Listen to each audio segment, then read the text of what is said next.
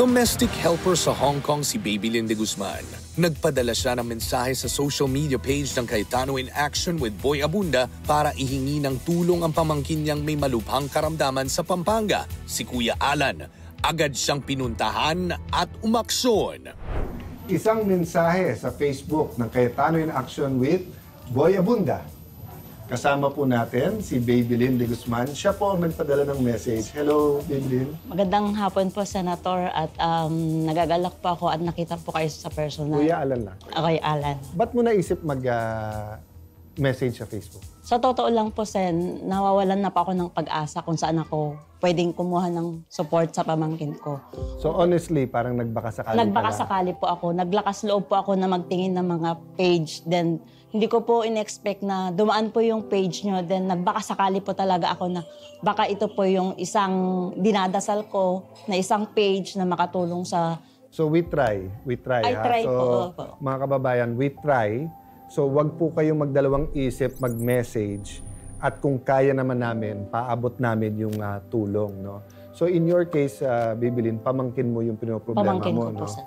Nung last year po, November, na-find out po ng mga doktor na meron siyang chronic kidney disease at sa kasamang palad po, nasa stage 5 na po yung sakit niya. Tapos nung dire-diretso na po yung dialysis niya 3 beses sa isang linggo. So parang talagang hindi ko na po alam talaga kasi naawa po ako sa mga magulang niya kasi parehas po silang walang trabaho. Tapos kahit ako na-aantita niya, nadudurog po yung puso ko na tuwing magsasabi siya. Hindi naman po siya totally nagsasabi. Pero mabigat po talaga sa dibdib na merong kamag-anak na nagsasuffer ng gano'n. Tapos wala pong magawa yung parents niya. So ako bilang auntie niya, naawa talaga ako. Kahit na may mga pangangailangan yung mga anak ko, sabi ko, uunahin ko muna siya kasi alam ko naman na okay kayo sabi ko. So, nagpapasalamat ako sa mga anak ko, sa asawa ko na naiintindihan nila yung sitwasyon. At sa sitwasyon ni Raymark, di ba, na kahit na libre yung dialysis, siyempre yung pagpunta niya sa ospital, tapos may mga gamot ata, no? Meron po siyang mga gamot na kailangan bilhin po. And then, siyempre, yung concern mo na gumaling siya. Opo. Di ba?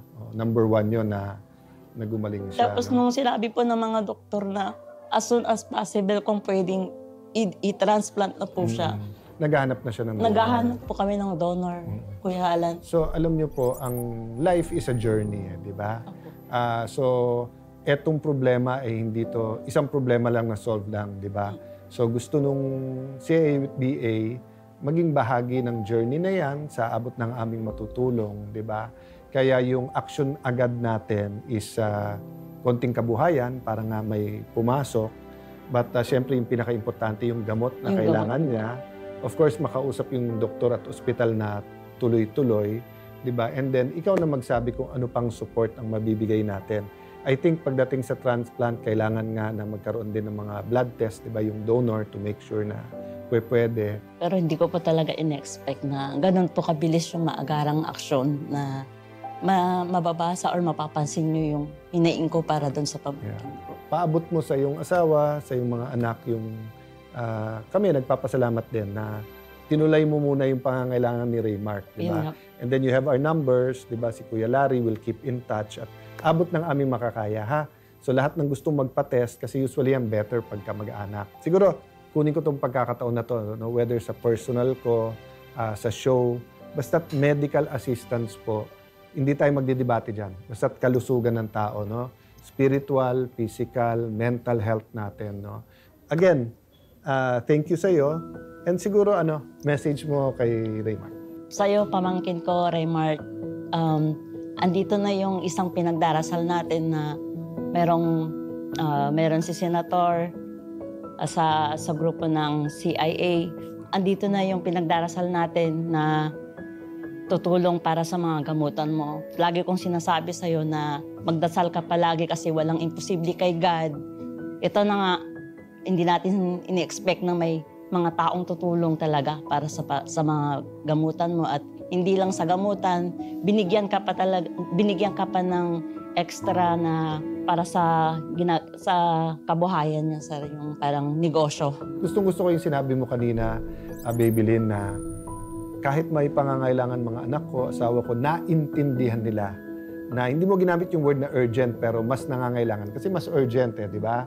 So may importante, may urgent, meron hindi importante, meron hindi urgent. Pero taking care of someone in the family is both important and dahil nga sa kalagayan ni Raymark, it's urgent. So tama yung ginawa mo. Tayo naman lahat ay instrumento lang ng Panginoon, no? Magdasal, mananampalataya, dadating yung tulong na kailangan nyo. Thank you. Thank you po. Maraming salamat po sa